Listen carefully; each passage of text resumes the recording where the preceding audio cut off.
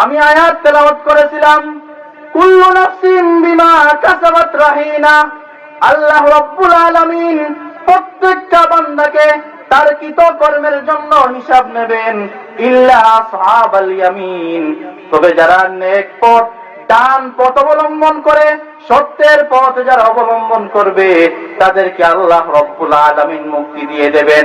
আর আল্লাহ যখন মুক্তি দিবেন তাদেরকে জানিয়ে দেবেন, ও আমার বান্দা, ফি জান্নাত, তুমি জান্নাতের দিকে চলে যাও।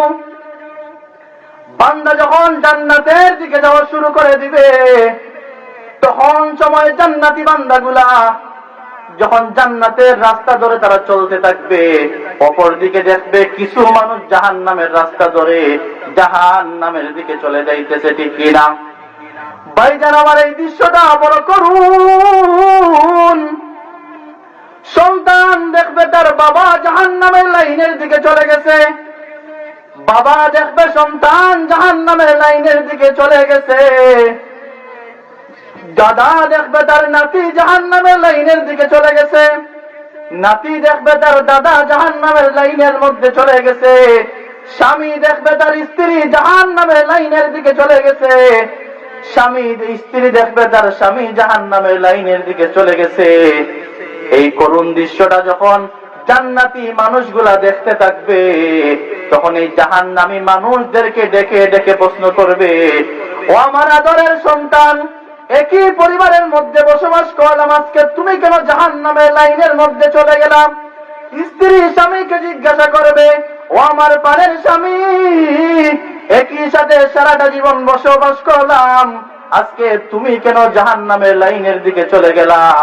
দাদা নাতিকে জিজ্ঞাসা করবে, ও আমার কলিজার টুকরা নাতি, একই পরিবারের মধ্যে বসবাস করলাম, আজকে তুমি কেন জাহান্নামের লাইনের মধ্যে চলে গেছো?